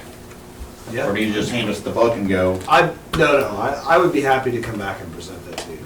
I mean, that, because I think we need to understand that. I I don't want to have to sit down with a big fat book and try to understand it. Right. I understand we all want lights because that's easy, okay? I totally get that. I would like to wait to make any consensus from the board until we get the entire full audit. Because I'm not so sure that we need light bulbs, meaning we have lights that, turn on and off. Yes, it is savings. I totally understand that. It's a way to get brand-new light bulbs and we have some cash flow. But if our HVAC is in super poor shape, maybe we need to spend that $484,000, which is the cost of the loan plus the interest on scenario number one, $484,000. Maybe we need to start buying HVAC units for our other buildings. Not the 95-year-old middle school, but start. So that's where I'm at. I'm not sure we need light bulbs because I don't know what the whole audit says. If our HVAC is looking bad and maybe we don't need to be spending $484,000 on light bulbs. And like the ballast. Now, that's just me. But I just kind of feel like we're seeing half of the picture, we're waiting on the full audit, we're seeing half of the picture, and yet we want a consensus tonight on what to do. Well, no, yeah, okay, that's fine. We're not gonna take any action tonight anyway. And we're probably not even gonna revisit it on Monday either. I mean, this isn't Right. something that has to happen right away. I thought you said you wanted a consensus. Well, yeah, I'd like to find out if nobody wants to do anything at this point. I think the lighting seems like it's very clear to me. I mean, Right. that pays for itself, and it pays for itself in a Quickly. very, very short period of time, depending on how you accomplish it. I'm not writing off a scenario 2, 3, or 4, to Adrian's point, if the IGA shows that we need to do something different. If I may, it's a totally valid point. You definitely need to have all the information before you make decisions. We feel we've presented you The best options. what the Okay. best options are. Okay, Right. so the chances are the IGA aren't gonna change anything. Right. Yeah. Right. Okay. Yeah, if you're not in love with scenarios 2 through 4 up here, there's nothing we would come back in that IGA report that's Okay. going to allow you. Okay. What it is going to do, per Mr. Hall's comment, is it's going to help you determine, okay, yeah, what does it look like 3 years from now? What does it look like 6 years from now? What does it look like 10 years from now as you do your capital planning? And that's the information that you're going to get out of that little $28,000 Okay. report. Right. It's going to help you start to focus, okay, this is the next set of HVAC we need to focus on. And then that's primary, and then this is a secondary set, this is a tertiary set. And it'll be true for other projects as well. Okay. Anyway, my We're going to help you position's the order your same. steps Yeah. with capital planning. Yeah. So from a timing standpoint, even if the board does agree that scenario one is the one that we want to pursue, is there anything critical about making sure we get on top of that in the next 2 weeks? No, not necessarily. We I can mean, I know the longer we wait, the more savings we're losing. That's it. You know? Yeah, the longer you wait, and we quantified that. Can I see this really quick here? Go ahead. The other thing is it'd be good to get finished with the school sale. So, Yeah. so it doesn't interrupt your summer activities. Or before school starts next fall. It's easier to do the lighting project at night, when there's nobody here to come in and get it done, and it'd be out of the way the next morning than it is to come in the summer when they're doing, waxing the floors and doing other things and having to work around that. So it would be good to get it finished.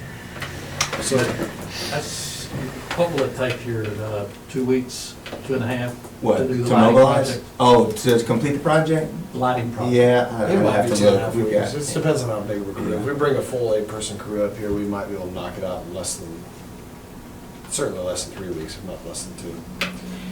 So the, scenario number one, the, total financed amount of $385,000. that is for you to install the lights, It- bulbs if and you- everything. In a performance contract. But they won't do it. So We with wouldn't, we don't recommend doing that. You would do it outside of that and your cost would come down. quite Like a like bit. 149,000, didn't you say 149,000? Well, that's the roof, they said 200,000 on the Yeah, light. I thought it'd be 100, close to but- 200. But I'm gonna roll the IGA into it too. I so- thought the 200 included the IGA. No, I think it's just the cost of the No, I think project. That's in, I think that's. it might be that. That's from May, Ryan. Is that, From back in May, we were looking at about $150,000 because we estimated the savings at the time of $50,000 a year, and it was gonna be a 3-year payout. Right, correct. right. So I think it was a $150,000 project just to do the lighting, to the LED. I honestly, I think it's a little closer to 200 plus Okay. the IGA. Yeah. Okay, which would be 228, so we financed 228 to do all this. Yeah. Right. Right. And we do it on a much shorter term, and so our debt service is significantly lower than this would indicate. Right. Yeah. And So then- you're gonna be on the order, and I know we have less burn hours than we're talking about, but I was looking at the economics from what we had projected before and just discounted those to the new burn hours. Based on that, you're on the order of about $1,000 per week in savings. So that's kind of what we're saying. About every day you're in school, it's about $200 extra that you're paying Wow. For lights. $1,000 a week, take your time. Well, we're not here to try to pressure anybody, we're just providing information, but that's why people pick these projects up pretty quickly, because you can't convert your buses over to natural gas and expect a payback like that, you know, this is the one, Hey, Ryan, do you know when the final IGA will be complete? that's a question for. We should be close. I mean, we built a lot of it. I'd love to get it to you before your Monday meeting, but I think that's probably putting ourselves at more And at risk to Well, fail. there's not a lot we could do with it, even if you did get it to us by Monday, Yeah. because, unless you guys wanna come and explain it with us, but Yeah. we've already got a pretty full agenda, so I'm just saying. When's your next meeting? You know, if I came back to present it, when would that be? April, whatever that first Monday is in April. Second Monday in It'll April. definitely be done before April. All right, so you could come back and present it then. The 13th. Right, so we're looking at $1,000 a week and say, Okay, so having had that little bit of conversation, do we really need to wait for the IGA, knowing that it's coming, knowing it's gonna cost us, knowing that there's nothing in it that's gonna change anything? If these gentlemen are to be believed, why are we waiting $1,000 a week to decide lighting till April, right? I agree. yeah. And I also think too now, because of the size of the project, we also have to have an RFP and go out to bids on that, do we not? You should. I'm pretty sure Or we need to. tips taps. So we still got that process to go through as well. Yeah. So it's not like we're gonna start work next week, you know? So we're like, probably looking 4 to 6 weeks before we go out, get bid RFPs, bring If them you back wanna- in, award a contract. So you do it through taps? Tips taps, yeah, Tips you taps? guys know what that is? Yes. Yeah, we do it with Scott Styles. We could Styles, do- you- okay, yeah. So you're a vendor through Tips Yes. Taps, so you could do it that way too? We just did a project, it's probably, if it didn't finish today, it'll finish tomorrow for Independence, Missouri School District, elementary school. We just procured it through Tips Taps. So what's a realistic timeline That, then? well, I mean, through them, you could probably have it ready to go within a month, couldn't you? As Yeah. far as if you go through Tips Taps? Oh, yeah, it doesn't take that much time at all. Yeah, I mean, less because than that. they just go in, you guys build the scope and give it to them? We have to tell them, I don't know, I'm not well versed in the process. You may have to issue a PO or something. We have to tell them about it. There's some communication between them, us and you that has to take place. I can get you an answer on that, but if you've done it through Styles, Yeah. you're probably more familiar with it than even I am, but I know we use that and we're part of that vendor. But I think you basically would provide it in the scope of work and the cost, and they would decide whether or not you're within, Yes, we have to be within Industry their standard. range, because if it Correct. looks inexorbitantly high, they're gonna Yeah. say, well, no way, that's too much for Correct. LED lights. Yeah. but that process goes pretty quick, actually. And then what about financing it? And then, well, then I gotta contact LJ Hart and visit with them. And then the other, I mean, it just keeps getting longer and longer. I mean, they could do the leasing agreement, right? And then, but then I've had some preliminary conversations about maybe some local interest in that. You know, whether or not they have the capacity to be able to do that. Whether it be They should. West On Plains, some you know, pretty small between West Plains or now Simmons. Do they have any interest in financing that? I think we start with LJ Hart, and then they can build a lease agreement, or they can build the RFP, and then we kind of shoot that to, or they give us some estimate of what they could give us, and we shoot that to the other two and say, here's what we got, are you interested? When you work with an investment banker like LJ, what you're getting is their network of lenders. So they're gonna issue 30 or 40 different entities, essentially what we are calling an RFP, they probably call it something different. Sending it out there saying this is what the project is. They'll go look at your credit rating as a school, they're gonna look at really your financial metrics, they get access to a lot of stuff. And then they'll build a term sheet out of that, and those 30 to 40 entities are gonna come back with what their best offer is. And like you've seen the commercials, when banks compete, you win. That's what's going on there. So they're going to give you, of those 30 to 40 entities, the best rate, and that's what they're going to offer to you. Now, they're going to have a markup on top of that because they're an investment banker. But they're going to offer that to you in a term sheet. And then that's what you can take to your local bank then and say, you know, can you meet or beat this? Because in my opinion, working with the local folks is always best because the money stays in your community. But you at least ought to offer that to them. But LG is going to get you a good price, and that's going to give you a good starting place to look at. See, and I think we need to at least visit with our banks and let them know, see if they're interested, you know, we can keep the dollars local. I don't know why they wouldn't want to be interested. Right, if they have the capacity to do it, and they should, I mean. And a project, even that project, they Yeah, should they'll have be the able to do capacity that. to do it. It's Right. not like we're talking about a $20 million project. Right, so. and I think then we look at it, I think within reason, you know, we go with the best deal we can. If we keep it local, we will. May not be the lowest, but we still try to keep it local. But if they're just beyond reason, then I think we should have a choice. Because I agree. we go to LG Hart, you know. I agree. But we try to keep them local to the extent that we can. And but now understand, all this takes time. So here we are, March 4th, right? And we go through that process. They go through the leasing process. I can almost bet you probably into May, pretty quick. You know, before we can just jump on. I don't think we're going to turn this thing around in 2 weeks to be able to get all the pieces in place to make it happen. I mean, I don't know how quickly you guys can get a price from The Tips Taps. financing stuff is the unknown to me. Right. Because if you were bringing cash to the project and we were to get under contract using Tips Taps with you, we could probably mobilize certainly before the end of this month and be done with it by the middle of next. So, yeah, it just depends on how long those conversations take with, you know, bringing the financing. Right, and I can start having conversations with LJs just to see, but we haven't had any formal decision made yet. And so, and we're not taking action tonight, because it's not on the agenda to do that. I mean, I can bring them back, and the board can take action, and basically on Monday, and approve scenario one, and to whatever directive you want to make as far as the motion, move forward with that, and leasing it, and run the IJ into it, if that's what you'd like to do. But we do that Monday, and then that can get the ball rolling, and I can start conversations with LJ Hart and these guys, and do what we gotta do, you know, but all that is before we have the final IGA in front of us, so. I'm okay with that. Are we sure we want to finance it and not just pay it out of capital funds? I like the idea of financing it because I don't wanna take it out of capital funds because we're getting the savings, or using the savings to pay for it, and we still got a $150,000 roof to fix. Okay. And so I don't wanna really double up on that and spend 150 times 2, $300,000 in basically 4 months. Okay. I'd rather, if the savings are there, I'd rather just go. The financing's not gonna cost us that much on a We project may this have- size, and if the savings pay for it. What's that? We may have HVAC to take care of, you Yeah. know. Yeah. Well, and bear in mind, our savings in this process now won't be guaranteed anymore, but we're gonna share with you the exact number that you can count on that we were willing to guarantee.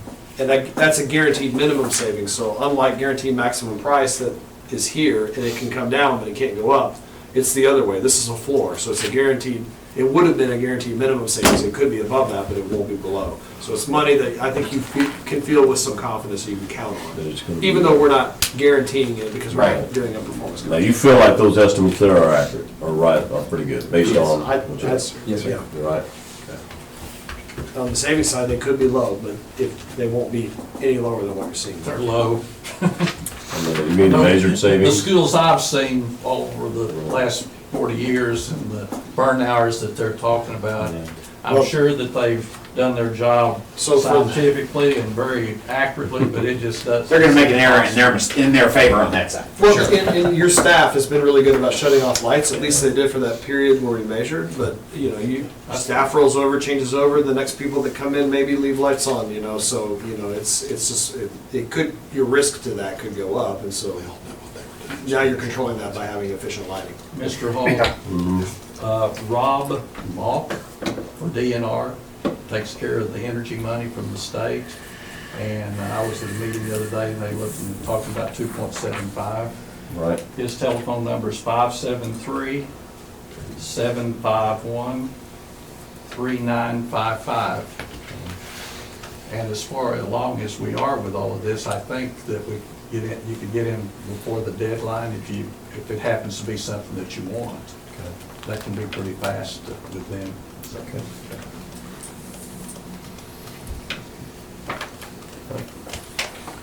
Any other questions for him tonight? You guys, Yeah, and I just wanted to say real quickly, thank you for the process, for having us in, letting us look at it with you, you know.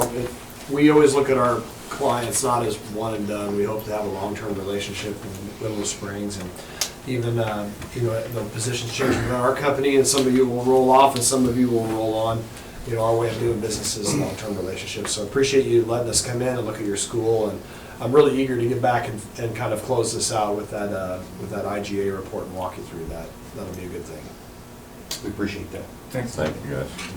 And then before we move on, before we adjourn, so is it the wish of the board that I do add that to the agenda on Monday night or not? Yeah. Okay, as an action item? I'll put probably discussion and an action. We'll just kind of review it, and then we'll come back around and see if the board wants to take action on it. Good. You got anything else for tonight? Is Shane gonna be here Monday night? I don't know.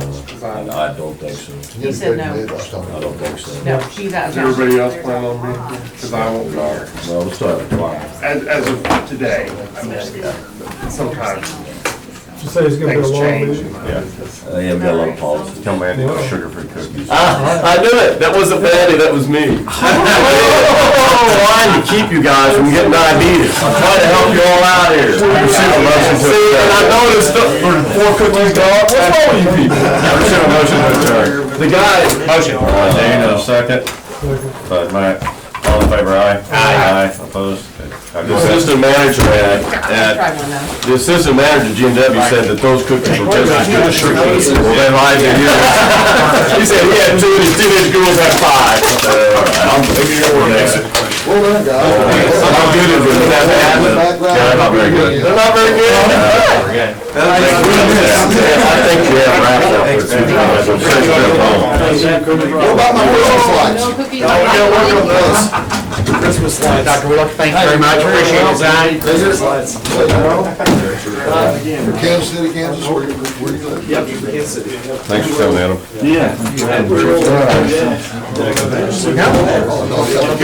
Oh, no, I didn't get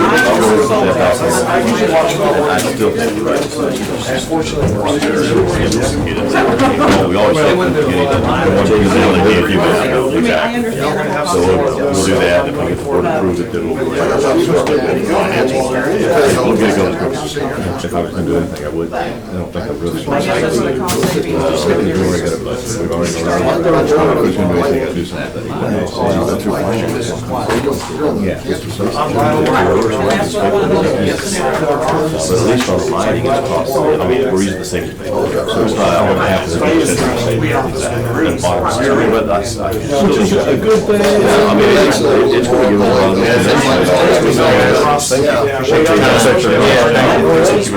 Very good. So you guys get done. Fairway. Yeah. 2 weeks should be. And we can also, we can get you an actual contractor for the lighting, so the pricing's up. Thank you very much. Thanks a lot. When I first got on this board. So I have to take the sugar-free cookies. Take them to the girls. They won't eat it. How bad are you? Probably gonna get. I'm not. I mean,